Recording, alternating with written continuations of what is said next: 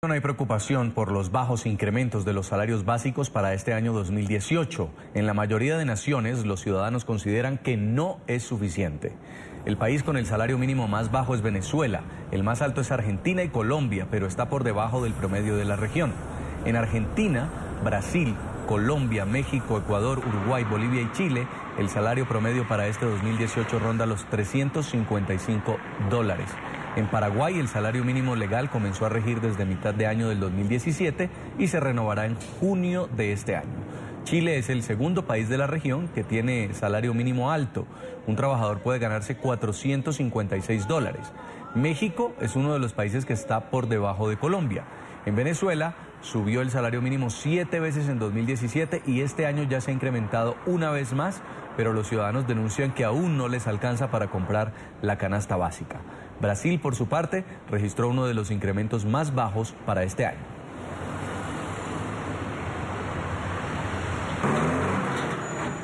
Vamos a analizar este tema con Carlos Martínez Becerra, es doctor en economía. Muy buenas tardes, bienvenido, gracias por atendernos. Jason, muy buenas tardes. Bueno, señor Martínez, en la región de América Latina podría decirse que el aumento en los salarios mínimos es insuficiente. Bueno, los trabajadores nunca dirán que es suficiente, pero en el promedio del mundo, ¿usted considera que los aumentos que están teniendo los países latinoamericanos son justos? Pues yo no creo que sean justos, no solamente para los trabajadores, que pues normalmente, como usted dice, siempre consideran insuficientes esos aumentos. Pero siempre hay que ver que un salario significa ingreso, pero también significa costo. Para el empresario significa costo.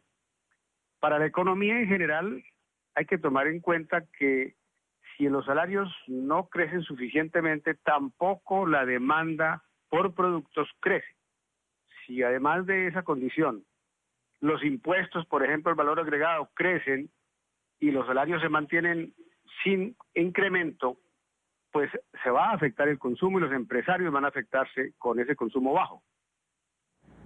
Es cierto, y en algunos países latinoamericanos donde la inflación es muy alta, en este momento, ¿usted cree que un salario mínimo, un incremento en el salario mínimo mayor, por ejemplo, al 10% podría ayudar? Depende de cada país, porque cada país tiene comportamientos del IPC, de los índices de precios al consumidor, diferentes. Y eso es lo que debe marcar la pauta. El índice de precios al consumidor debe marcar la pauta para el incremento del salario.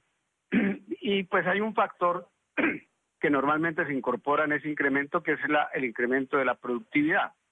Si la productividad se incrementa, se supone que hay una razón mayor para incrementar el salario.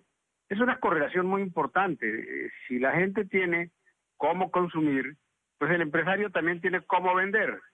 De lo contrario, se crea un círculo vicioso en donde el empresario mismo pierde, pero el consumidor también. Analicemos el caso de Venezuela, que es un punto y aparte en toda América Latina. El reciente aumento de Maduro es del 40% al salario mínimo. Es impensable, pues, pero aún así, como hay un mercado paralelo, un mercado negro, los precios no están al alcance de las personas que se ganan un salario mínimo. Efectivamente, en el caso de Venezuela, pues hemos tenido, como usted lo mencionaba, 6 veces el incrementos continuos de los salarios mínimos y algunos salarios no solamente mínimos, sino de otro tipo en Venezuela. Y no es suficiente esos incrementos para mantener un salario real apropiado.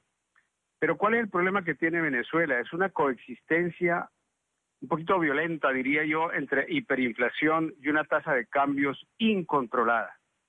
La inflación se explica, en el caso venezolano, en muy buena medida, no solamente por la escasez, que cuando hay escasez de productos, los precios tienden a subir, sino también por el comportamiento cambiario, que en el caso de Venezuela, lamentablemente, no ha podido ser controlado. Cuando un país decide controlar cambiariamente su economía, efectivamente tiene que poderla controlar. En el caso de Venezuela, no ha podido controlar ese precio específicamente del dólar.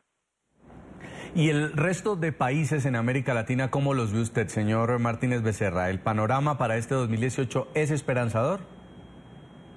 Pues es esperanzador en el sentido de eventuales equilibrios macroeconómicos en países como Brasil, Argentina, incluso Chile y tal vez Paraguay, sin contar pues con Venezuela y Colombia. Pero hay que tomar en cuenta que, por ejemplo, en el caso brasileño ha ido progresivamente en decrecimiento las políticas sociales, las becas para estudios, no solamente en el interior de Brasil, sino en el exterior, se han ido contrayendo en nombre del control del déficit fiscal. Con el mismo argumento Argentina y Chile seguramente tendrá un poco la misma tendencia. Equilibrio macroeconómico, pero contención de la política social. Y eso es un fenómeno que se está proyectando a nivel de todo el continente. Si se revisa el caso de Centroamérica, en el caso de México, pues uno se encuentra con la misma situación. ¿Hasta dónde el control para mantener una inflación bien limitada, con un buen nivel de empleo, que es lo que se esperaría, sería lo óptimo? Pues aparentemente los países hoy por hoy no están logrando controlar esa doble condición óptima para la economía. Tener un empleo decente, con un ingreso decente y los empresarios con buenas posibilidades de venta de sus productos. Pues ahí está el reto. Quiero agradecerle mucho, Carlos Martínez Becerra, doctor en Economía, por habernos acompañado aquí en NTN 24. Muy buenas tardes. De hecho, buenas tardes y buen año 2018.